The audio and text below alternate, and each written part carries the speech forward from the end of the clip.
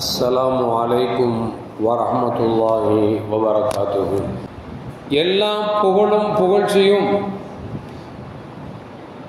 ஏகனாகிய அல்லாஹ் ஒருவனுக்கு உரித்தாக்கி அகிலத்தின் அருள்கொடையாக வந்துதித்த நமது உயிரிலும் மேலான கண்மணி முஹம்மதுன் ரசூலுல்லாஹி ஸல்லல்லாஹு அலைஹி வஸல்லம் அவர்கள் மீது ஸலவாத்தும் சலாமும் கூறியவனாக என் உரையை துவங்குகிறேன். எல்லாம் வல்ல அல்லாஹு ஜல்ல ஜலாலுஹு எதை சொல்லவும் கேட்கவும் வாய்ப்பளித்தானோ அதன்படி நடந்து நல்ல மூமின்களாக வாழ்ந்து இந்த உலகத்தை விட்டு பிரிகிற பொழுது லா இலாஹ இல்லல்லாஹ் முஹம்மதுர் ரசூலுல்லாஹ் என்ற கலிமாவை மொழிந்து ஜன்னத்துல் ஃபிர்தௌஸை கண்ணால் கண்டு மகிழ்ந்து சிரித்த வண்ணமாக மரணிக்கக்கூடிய நல்வேறு பெற்ற மக்களில் அல்லாஹ் நம்மை ஆக்கியாழ்வானாக.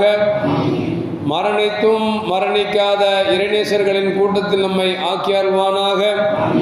நாளை மறுமையிலே கண்மணி முஹம்மதுன் ரசூலுல்லாஹி ஸல்லல்லாஹு அலைஹி வஸல்லம் அவர்களின் திருக்கரங்களால் ஹவுதுல் கௌசர் என்கிற தடாகத்தில் நீர்வருகி அன்னாரின் ஷஃபாத்தை பெற்று அன்னாரின் கரம் பிடித்து ஜன்னத்துல் ஃபிர்தௌஸ் என்ற உயர்ந்த சொர்க்கத்தில் அவர்களின் பணியாளர்களாக அல்லாஹ் நம்மை அங்கீகரித்துக் கொள்வானாக. எல்லாவற்றுக்கும் மேலாக இறை அன்பை பெற்று இறைவனை பார்த்து பரவசம் அடையக்கூடிய அவனுடைய லிகாவையும் ரிலாவையும் பெற்ற மக்களில் அல்லாஹ் நம்மை ஆக்கியாழ்வானாக. அருமையான மூமின்களை, நமது உயிரிலும் மேலான கண்மணி முஹம்மதுன் ரசூலுல்லாஹி ஸல்லல்லாஹு அலைஹி வஸல்லம் அவர்கள் 63 ஆண்டுகள் இந்த உலகத்தில் வாழ்ந்து இறைவனால் எதை இந்த மக்களுக்கு எடுத்து வைக்க வேண்டும் என்று இறைவனால் கட்டளையிடப்பட்டார்களோ அனைத்தையும் நமக்கு சொல்லித் தந்து நம் கண்களை விட்டு மறைந்து விட்டார்கள். அப்படி எண்ணற்ற மனிதர்கள் மனித புனிதர்களாக வாழ்வதற்கான எல்லா வழிகளையும் காட்டி தந்து விட்டு அல்லாஹ் அவர்களை பார்த்து சொல்லுகிறான், நபியே, இந்த மக்களுக்கு எவ்வளவு அருள் கொடையாக நீங்கள் வந்திருக்கிறீர்கள். இந்த மக்கள் வழிகாட்டிலே இருந்த மக்களை நீங்கள் வழிகாட்டி இருக்கிறீர்கள். மனித புனிதர்களாக நீங்கள் ஆக்கியிருக்கிறீர்கள். எனவே நீங்கள் அந்த மக்களிடத்தில் சொல்லுங்கள், குல் லா அஸாலுக்கும் அலைஹா ஜரா, நான் செய்த இந்த பணிக்கு உங்களிடத்தில் எந்த கூலியும் நான் கேட்கவில்லை. மாறாக நான் கேட்பதெல்லாம் என் குடும்பத்தை நேசியுங்கள் என்று நான் உங்களுக்கு அறிவுறுத்துகிறேன் என்று சொல்லி, நபியே நீங்கள் சொல்லுங்கள் என்று அல்லாஹு ஜல்ல ஜலாலுஹு நபியை பார்த்து பணிக்கிறான் என்று சொன்னால், பெருமானார் ஸல்லல்லாஹு அலைஹி வஸல்லம் அவர்களுடைய குடும்பத்தை நேசிப்பது, அவர்களின் வாழ்வை பின்பற்றுவது என்பது இந்த உம்மத்திற்கு ஒவ்வொருவர் மீதும் கட்டாய கடமை என்பதை இந்த வசனம் நமக்கு சொல்லி காட்டுகிறது. அது மட்டுமல்ல, ஸைத் இப்னு சாபித் ரலியல்லாஹு தஆலா அறிவிக்கிறார்கள், கண்மணி முஹம்மதுன் ரசூலுல்லாஹி ஸல்லல்லாஹு அலைஹி வஸல்லம் சொன்னார்கள், உங்களிடத்தில் 2 விட்டு செல்கிறேன். அந்த 2 நீங்கள் பற்றி பிடித்துக் கொண்டீர்கள் என்று சொன்னால் ஒருபோதும் வழி தவற மாட்டீர்கள் என்று சொல்லிவிட்டு பெருமானார் ஸல்லல்லாஹு அலைஹி சொல்கிறார்கள், ஒன்று கிதாபுல்லாஹ், அல்லாஹ்வால் எனக்கு இறக்கப்பட்ட குர்ஆன் என்கிற இந்த வேதம்.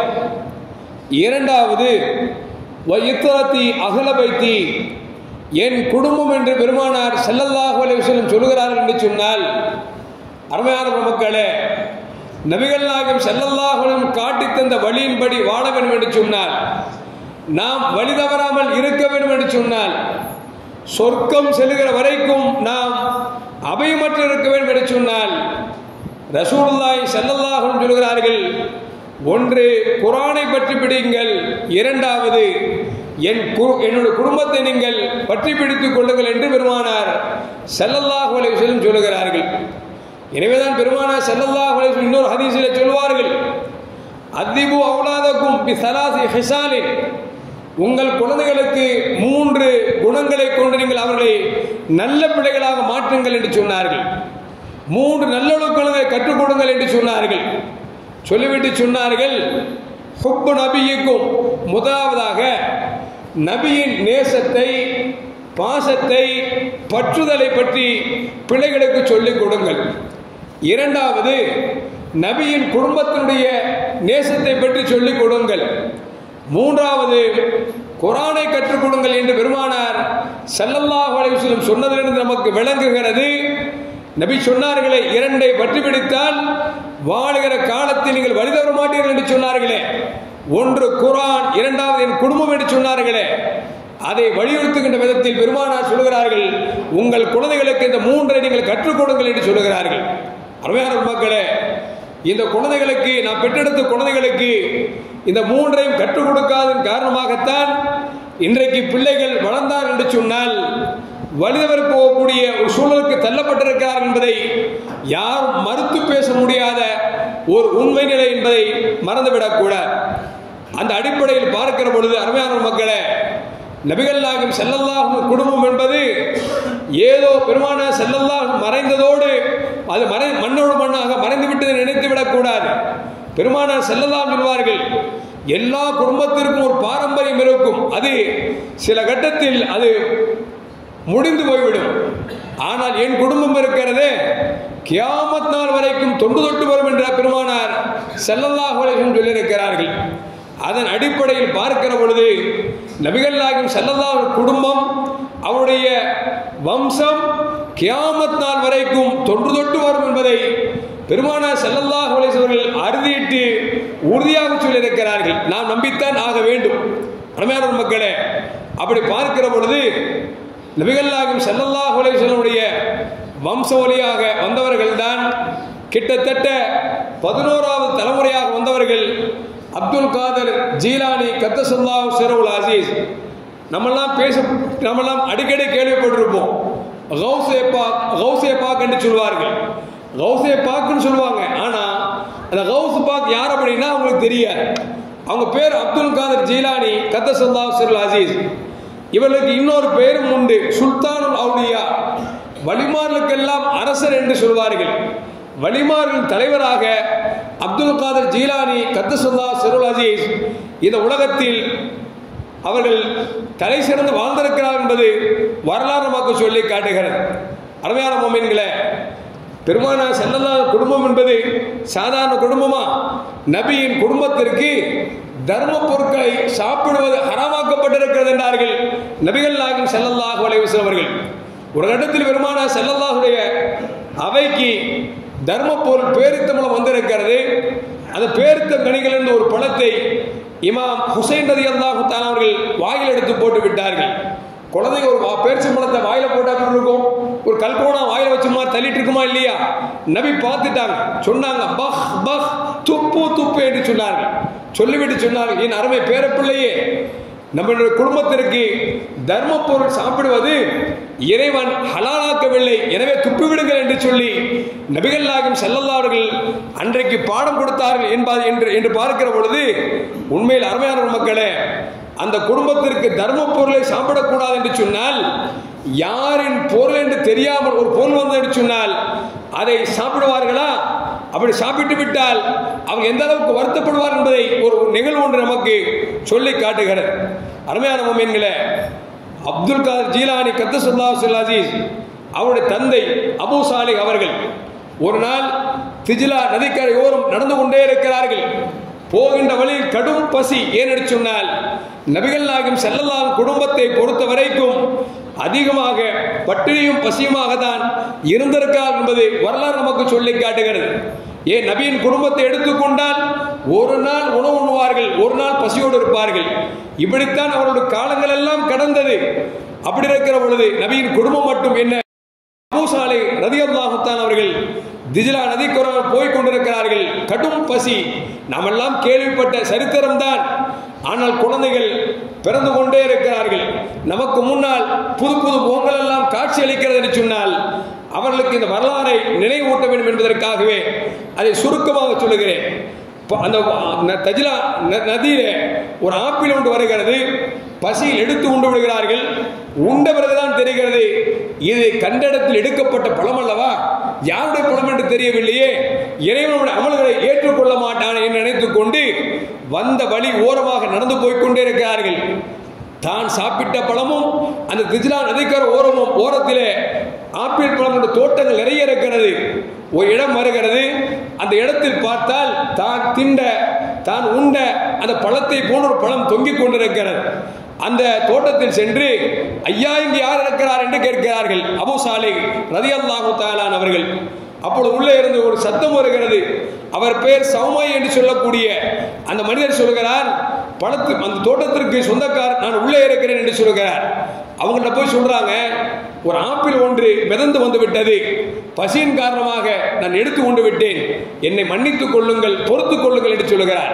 சௌமையை பார்த்தார், நமக்கு தோட்டத்திற்கு வேலைக்கு ஆள் இல்லாமல் இருந்தோம், இதை சாதாரணமாக நான் மன்னித்து விட்டேன் என்று சொன்னால் அவரை பயன்படுத்த முடியாது என்று விளங்கிக் கொண்டு அவர் சொன்னார், என்னிடத்தில் நீ பணி செய்ய வேண்டும், அப்படி பணி செய்தால் நான் பொருத்தப்படுவேன், உங்களுக்கு ஹலாலாக்கி தருவேன் என்று சொன்ன பொழுது வேறு வழி இல்லாமல் ஒரு ஆப்பிளுக்காக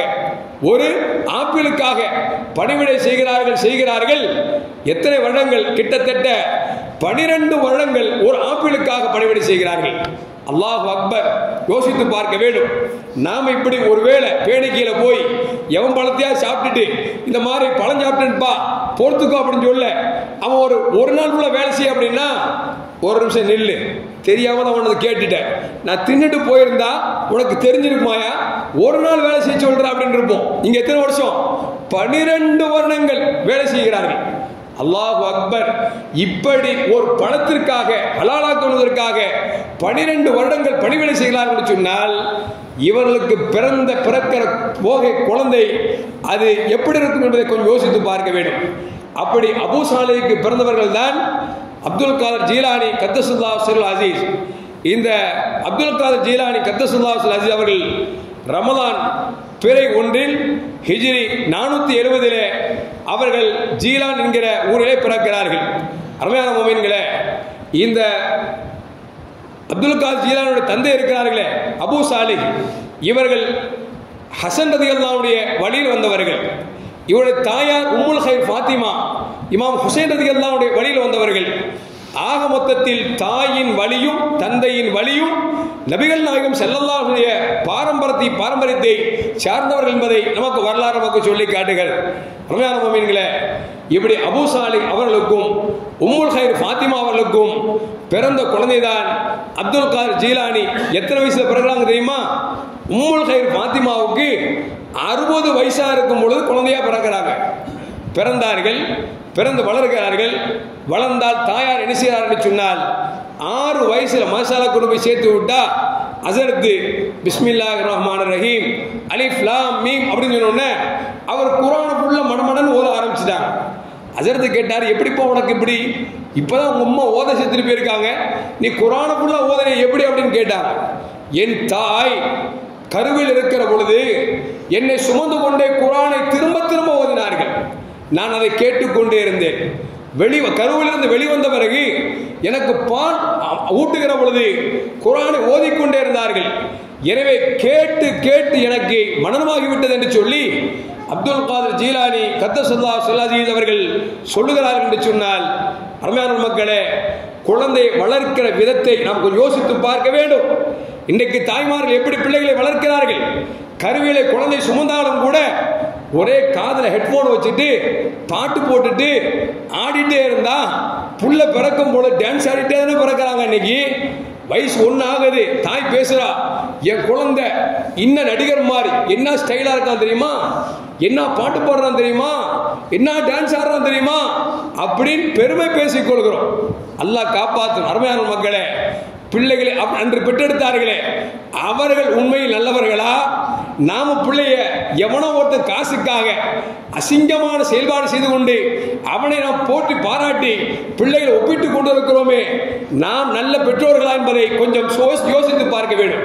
அருமையான உண்மைங்களே, அன்றைக்கு அந்த தாய் குர்ஆனை ஓதிக்கொண்டிருந்ததன் காரணமாக குர்ஆன் மனனம். இன்னும் சொல்ல போனால் நாம் எல்லாம் சொல்லுவோம்ல, திப்பு சுல்தான் அவருடைய தாயார் அந்த குழந்தைக்கு குழந்தையாக இருக்கிற பால் கொடுக்கிற பொழுது சலவாத் ஓதிக்கொண்டு பால் கொடுத்ததன் காரணமாகத்தான் இவ்வளவு பெரிய வீர தீரனாக உலகம் போற்றும் மாமனிதனாக இன்றைக்கு திகழ்கிறார் என்று சொன்னால் நம்முடைய பெற்றோரின் செயல்பாடுதான் குழந்தைகளுக்கு வெளிப்படும் என்பதை நாம் மறந்துவிடக்கூடாது.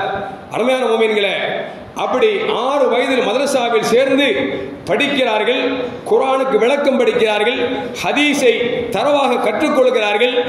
எல்லா துறைகளிலும் அவர்கள் நிரப்பமாக ஞானத்தை பெற்ற பிறகு பொதுவா சொல்வாங்க, கல்வி என்பது அல் இல்மு மினல் மஹ்தி இலல் லஹ்தி என்று சொல்வார்கள்.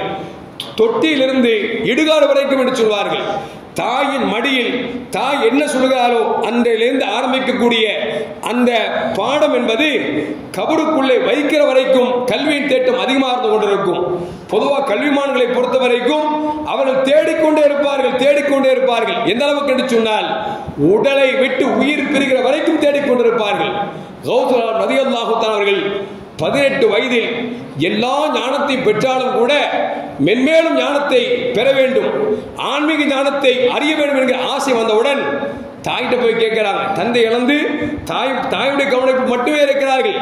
அவங்கள்ட்ட போய் கேட்கிறாங்க, அம்மா பக்கத்தில் ஈராக்கில் கல்வி கற்பதற்காக நான் போலான் இருக்கிறேன், நீங்க அனுமதி கொடுங்க அப்படின்னு உடனே தாய்க்கு மனமே இல்லை. ஏன்னா 60 வயசுல பிள்ளை பெற்றெடுத்து தந்தையும் இழந்து 18 வயசுல நம்மளை பிரிய போறாரு அப்படிங்கிற வேட்கையும் அதனுடைய தாக்கம் அதிகமாக தாய் வேறு வழி இல்லாமல் ஆன்மீக கல்வி கற்கப் போகிறார் என்பதற்காக தாய் கஷ்டத்தோடு அவர்கள் சரி என்று அனுமதி கொடுக்கிறார்கள்.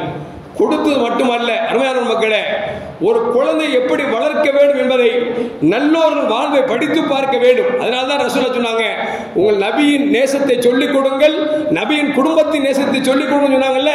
என்ன காரணம் அப்படின்னா, புள்ள 18 வயசுல படிக்க போறாரு.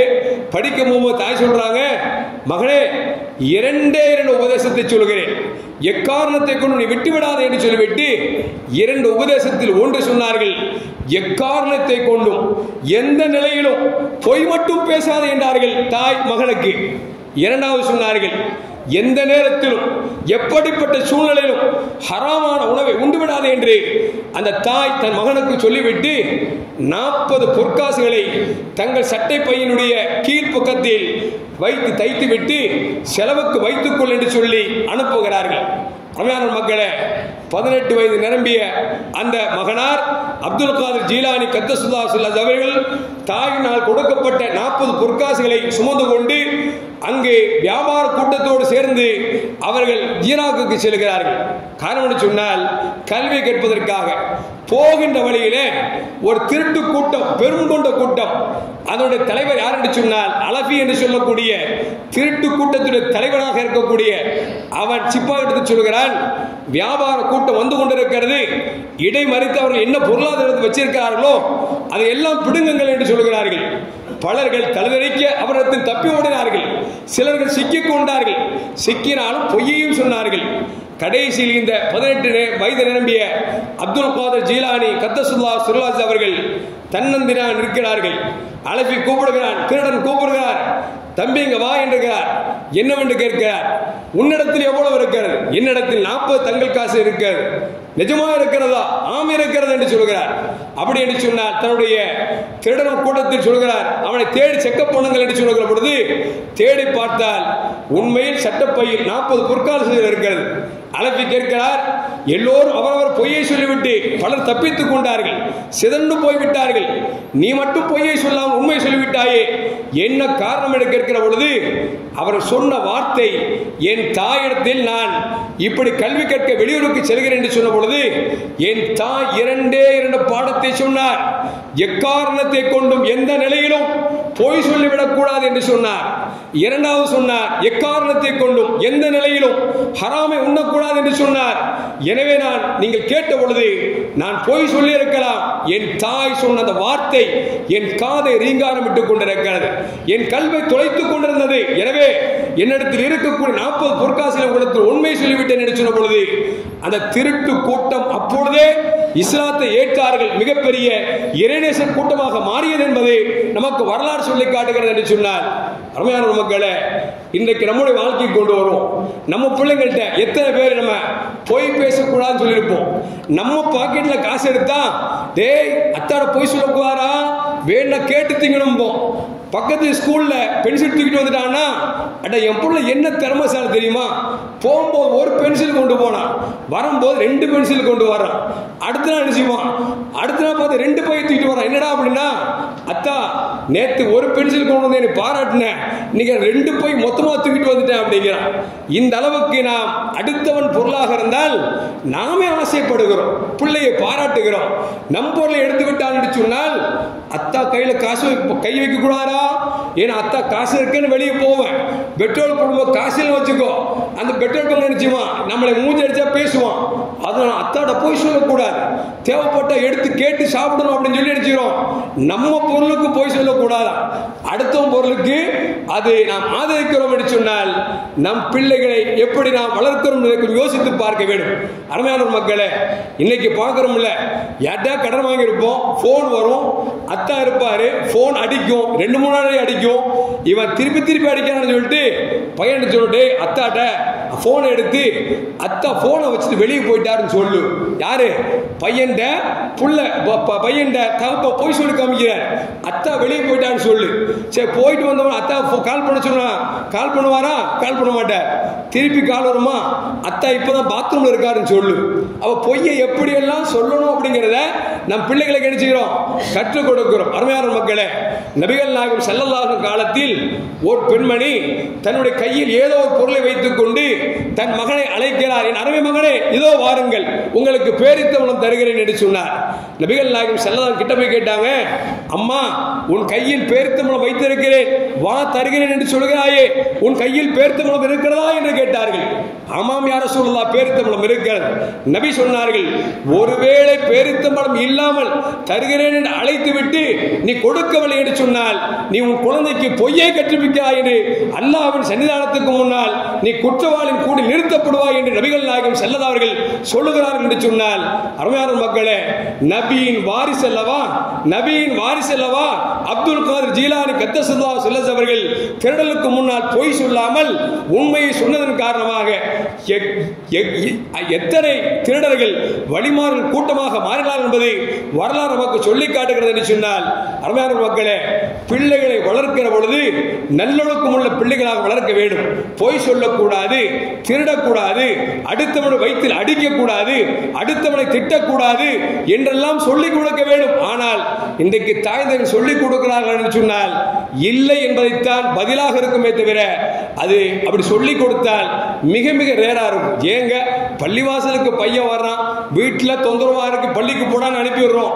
குழந்தைகள் வருவது நமக்கு மகிழ்ச்சி. ஏனென்று சொன்னால் இந்த குழந்தைகள் பள்ளிக்கு வருவதுதான் அடுத்த சமூகம் முஸ்லீமாக இருக்கும் என்பதற்கு மிகப்பெரிய ஆதாரம். ஆனால் அனுப்புகிற பொழுது குழந்தைகளுக்கு புத்தி சொல்லி அனுப்பணும். தம்பி, பள்ளிவாசல் அல்லாஹ்வுடைய பள்ளிவாசல், போனா சேட்டை செய்யக்கூடாது, கத்தக்கூடாது, பேசக்கூடாது, சண்டை போடக்கூடாது, நீ சொல்லி அனுப்பணும். நீ எத்தனை பேர் சொல்லி அனுப்புறோம்? அல்லாஹ் அக்பர். பள்ளிவாசலுக்கு வந்தா அந்த பிள்ளைகள் பாவம் குழந்தைகள் தான், அவர்கள் விளையாடத்தான் செய்வார்கள். ஆனால் பெற்றோரின் உபதேசம் தான் அவர்களை சீர்திருத்தும் என்பதை நீங்க மறந்துவிடக்கூடாது. அருமையான முஃமின்களே, இப்படி அப்துல் காதர் ஜீலானி கத்தஸல்லாஹு அவர்கள் 2 தாய் சொன்ன அந்த உபதேசத்தை கேட்டு மிகப்பெரிய திருடர் கூட்டத்தை அவர்கள் முஸ்லீமாக மட்டுமல்ல அவர் வலியுல்லாவாக மாற்றினார்கள் என்பது வரலாறு நமக்கு சொல்லி காட்டுகிறது. பகதாதுக்கு போயிட்டாங்க. போன பிறகு அங்கு ஒரு பெரிய பல்கலைக்கழகம், அந்த பல்கலைக்கழகத்துக்குள் படிப்பதற்காக அனுமதி கேட்க போகிறார்கள். வாசலிலேயே அந்த காவலாளி நிப்பாட்டுகிறார். சொல், எதுக்கு வந்திருக்கிறாய்? நான் படிக்க வந்திருக்கிறேன். காவலாளி சென்று ஆசிரியத்தை சொல்லுகிறார், ஏதோ ஜீலான் நகரத்திலிருந்து ஒரு 18 நிரம்பிய அப்துல் காதர் என்கிற பையன் உங்களிடத்தில் கல்வி கேட்பதற்காக வந்திருக்கிறார் என்று சொன்னவுடன் அவருக்கு மறுப்பதற்கு வழி இல்லாமல், இங்க கிளாஸ் எல்லாம் ஃபுல் ஆயிடுச்சு, இதுக்கு மேல ஆள் சேர்க்க முடியாது அப்படிங்கிறத ஒரு பாத்திரத்தில் தண்ணி நிரப்ப கொடுத்து அவரிடத்தில் காமியுங்கள் என்று சொல்கிறார்கள். அந்த காவலாளி வருகிறார். பாத்திரம் நிரப்பப்பட்ட அந்த தண்ணீரால் நிரப்பப்பட்ட பாத்திரத்தை கொண்டு காமிக்கிறார். கௌதலம் ரலியல்லாஹு தஆலா அவர்கள் மிகப்பெரிய சீரிய சிந்தனையாளர், அல்லாஹ் ரசூலை அறிந்தவர்கள். அவர்களை சும்மா விட்டுருவாங்களா? பதில் எப்படி சொன்னாங்கன்னா, கையில் ஒரு ஒரு மலர் வைத்திருந்தார்கள், ஒரு ரோஜா மலர் வச்சிருந்தாங்க. அந்த ரோஜா மலரை தண்ணியில மேல போட்டுட்டு இதை கொடுங்க அப்படின்ட்டாங்க. இவர் காவலாளி போறாரு, தண்ணி கொடுத்த உடனே சொன்னாங்க அவரை முதல்ல உள்ள கூப்பிடுங்க அப்படின்னாங்க. என்ன காரணம் அப்படின்னா, அந்த ஆசிரியர் சொன்னாரு, காலேஜில் இடமே இல்லை, படிப்பதற்கு வழி இல்லை, உங்களை சேர்க்க முடியாது, அப்படி நிரம்பி இருக்குன்னு சொன்னோன்னே அவங்க சொன்னாங்க, இந்த தண்ணீர் மேல் மலர் போட்டால் தண்ணீர் கொட்ட போவதில்லை, எப்படி தண்ணீருக்கு மேல் மலர் மிதக்கிறதோ அதுபோல் உங்கள் மாணவர்களுக்கு மத்தியில் நான் மிதக்க மட்டுமல்ல எல்லா மாணவர்களோட சிறந்தோங்கி நான் வருவேன் என்று சொல்லி அந்த சொல்லாமல் கருத்தை ஜாடையாக சொன்னதன் காரணமாக அந்த ஆசிரியர் ஏற்றுக்கொண்டார் என்பது வரலாறு நமக்கு சொல்லி காட்டுகிறது. அந்த அளவுக்கு புத்தி கூர்மையுள்ளவராக அவர்கள் வாழ்ந்திருக்கிறார்கள். இன்னொன்று என்ன அப்படின்னா, ஹராம தவிர்த்துட்டாவே அல்லாஹ் புத்தி கூர்மை கொடுத்துருவாங்க, ஞானத்தை கொடுத்துருவோம். எப்போ ஹராம சாப்பிட்றோமோ அப்போ புத்தி கூர்மை எடுத்துருவோம். விளங்குச்சிங்களா? அதனால எதுக்கு சொல்லுவார் அப்படின்னா, கௌசலம் ரலியல்லாஹு அன்ஹு அவர்கள் அப்படி பாக்தாது சென்று மிகப்பெரிய படிப்பை படித்தார்கள். படித்தது மட்டுமல்ல, அவர்கள் இமாம் ஷாஃபி ரஹ்மத்துல்லாஹி அவர்களை பின்பற்றி வாழ்ந்தார்கள்.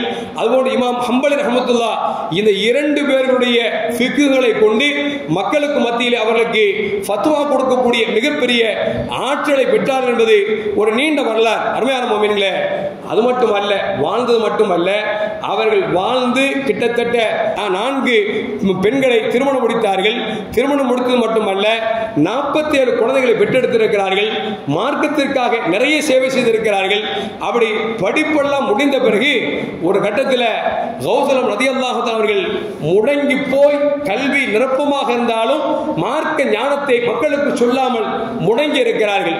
ஒரு நாள் தூக்கத்தில் நபிகள் நாயகம் ஸல்லல்லாஹு அலைஹி வஸல்லம் கனவில் காணுகிறார்கள். நபிகள் நாயகம் ஸல்லல்லாஹு கேட்கிறாங்க, ஏன்பா இன்னும் மார்க்கத்தை சொல்ல போலையா? கற்ற கல்வி பிறருக்கு சொல்லணும் இல்ல, அதுதான் இறைவனுக்கு பிடித்தமான செயல்பாடு, புறப்படுங்கள் என்று சொல்கிற பொழுது சொன்னாங்க, நான் அரபி இல்ல, நான் அந்நிய மொழிக்காரன், அரபிகள்கிட்ட போய் எப்படி எனக்கு பேசுறது தெரியல, என் வாய் வரல அப்படின்னு நபி சொன்னாங்க, வாயை திறங்க அப்படின்னாங்க. வாயை திறந்த பொழுது நபிகள் நாயகம் ஸல்லல்லாஹு அலைஹி வஸல்லம் 7 தடவை உமிழ்ந்தார்கள். உமிழ்ந்து சொன்னார்கள், இனிமேல் புறப்படுங்கள் என்று சொன்னார்கள். கொஞ்சம் தயக்கம் போனது, இன்னும் கொஞ்சம் தயக்கம் இருந்தது. அடுத்த நாள் அலி ரலியல்லாஹு அன்ஹு கனவில் காண்கிறார்கள். அலி கேட்டார்கள், அப்துல் காதர் ஜீலானி அவர்களே, ஏன் மார்க்க பணி செய்யவில்லை?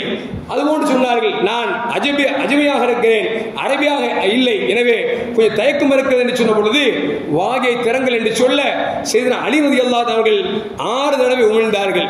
அப்பவுமே கனவுல கேட்கிறாங்க, நேற்று தான் ரசூலுல்லாஹ் வந்தாங்க, 7 தடவை உமிழ்ந்தாங்களே, நீங்க மட்டும் ஏன் ஒரு தடவை குறைச்சிக்கிட்டு 6 தடவை உமிழ்ந்தீங்க அப்படின்னு.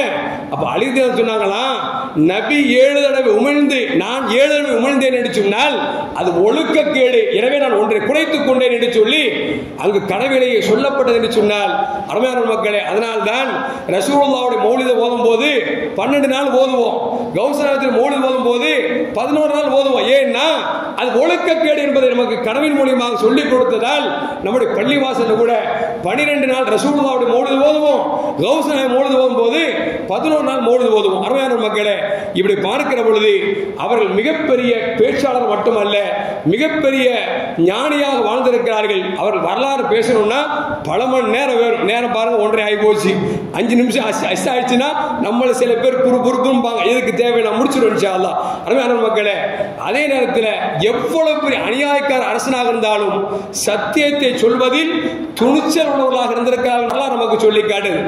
முஸ்தஞ்சிது பில்லா என்று சொல்லக்கூடிய ஒரு அரசன் என்ன செய்யணும் அப்படின்னா, கௌஸ் நாயகத்தை பார்த்துட்டு வந்துட்டு அவங்களுக்கு ஒரு தங்க காசு நிரம்ப ஒரு மூட்டை நிறைய கொடுக்குறாங்க. அவர் சொல்றாரு, வேணாம்ப்பா நீ வச்சுக்கோ அப்படிங்கிறாங்க. இல்ல நீங்க வாங்கித்தான் ஆகணும்னு கௌஸ் அந்த தங்க நிரப்பும் பட்ட மூட்டையை வாங்கி கையில ஒரு நசுக்கிறான், ரத்தமாக பீரிடுகிறது. அவன் அதிசயத்து போய்விட்டான்.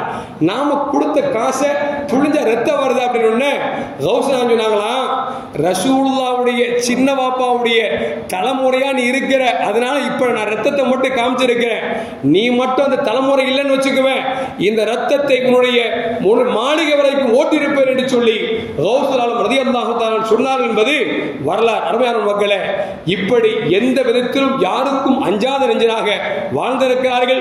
மார்க்கத்தை மிக பரப்பியிருக்கிறார்கள். எனவேதான் அவர்களுக்கு பேர் முஹியத்தீன். அவங்க பேர் என்ன? அப்துல் காதர். எஸ்டா பேர் என்ன? முஹியத்தீன். மார்க்கத்திற்கு மீண்டும் புத்துயிர் ஊற்றியவர் என்கிற அர்த்தத்தை கொண்டிருக்கிறது. ஏனென்று சொன்னால் அவர்கள் வாழுகிற காலத்தில் மார்க்கம் சன்னம் சன்னமாக தேய்கிற நேரத்தில் மீண்டும் எழுப்பி நிப்பாட்டியவர்கள் கௌசுல் ஆலம் முஹையத்தீன் அப்துல் காதிர் ஜீலானி கத்தஸல்லாஹு ஸல்லல்லாஹு அவர்கள். அருமையான மக்களை அப்படி பார்க்கிற பொழுது ஹிஜ்ரி 561 ரபியுல் ஆகிர் மாதம் பிறை 11 இந்த உலகத்தை விட்டு பிரிந்திருக்கிறார்கள். அவர்கள் நினைவாகத்தான் இன்றைக்கு எல்லா பள்ளிகளிலும் ரசூலுல்லாஹ்வுடைய மௌலிது ஓதுற மாதிரி கௌசுநாத்துல மௌலிது ஓதுறாங்க. அதுல சில இடத்துல ரசூலுல்லாஹ்வுடைய மௌலிது நிப்பாட்டிடுவாங்க. நம்மோட பள்ளியில பெரிய பேர் என்ன அப்படின்னா ரசூலுல்லாஹ்வுடைய மௌலிதோடு சேர்ந்து கௌசுநாத்துல மௌலிது ஓதுறோம். பாத்தீங்களா, நமக்கு கிடைத்த பெரிய பாக்கியம். கலந்துக்கிறீங்களோ இல்லையோ, பள்ளிவாசல் ஓதணும் பாத்தீங்களா, பெரிய பாக்கியம். இன்னும் சொல்ல போனா கௌசலம் ரலியல்லாஹு தஆலா அவர்கள் இந்தியாவுக்கு வரவே இல்லை. ஆனா இந்தியாவில் இருக்கக்கூடிய பள்ளிவாசலுக்கு போய் பாருங்க, முஹையத்தீன் ஆண்டகை பள்ளின்னு சொல்லிதான் ஒரு 30 வருஷத்துக்கு முன்னால் எந்த பள்ளிக்கு போனாலும் சரி முஹையத்தீன் ஆண்டகை பள்ளி, முஹையத்தீன் ஆண்டகை பள்ளின்னு வச்சிருப்பாங்க. ஆனா இன்னைக்கு அது பேரை பள்ளிவாசல் இடிச்சிட்டு தக்வா பள்ளி, மதினா பள்ளி, பைத்துல் மக்திஸ் பள்ளி அப்படின்னு பேர் சொல்லிட்டாங்க. ஆனா முஹையத்தீன் ஆண்டகை பள்ளி என்று சொல்லி பேர் சுட்டினார்களே, அவளுக்கு இருக்கிற தக்குவா பள்ளிக்கு பேர் சுட்டுவதற்கு இல்லை என்பதை யார் மறுத்து பேச முடியாது. என்று சொன்ன அருமையான மக்களே, அப்படி கௌசலம் ரலியல்லாஹு தஆலா அவர்கள் மக்களுடைய மனதை ஆண்டதால் முஹையத்தீன் ஆண்டகை பள்ளி என்று சொல்லி எல்லா இடங்களிலும் பள்ளி தோற்றுவிக்கப்பட்டு இறைவனை வணங்கக்கூடிய இல்லமாக இந்தியா முழுக்க இருக்கிறது என்று சொன்னால் அவர்கள் சேவை கபூல் செய்யப்பட்டது என்பதற்கு இதுவே மிகப்பெரிய அடையாளம். எல்லாம் அல்லாஹ் ஜல்ல ஜலாலுஹு கௌசுல் ஆலம் முஹையத்தீன் அப்துல் காதிர் ஜீலானி கத்தஸல்லாஹு சிர்ருல் அஸீஸ் அவருடைய வாழ்வை பின்பற்றி வாழக்கூடிய, அவர்கள் நேசிக்கக்கூடிய நல்ல உள்ளத்தையும் நல்ல செயல்பாடையும் அல்லாஹ் நம் அனைவருக்கும் தந்தருவானாக. அஸ்ஸலாமு அலைக்கும் வரஹ்மத்துல்லாஹி வபரகாத்துஹு.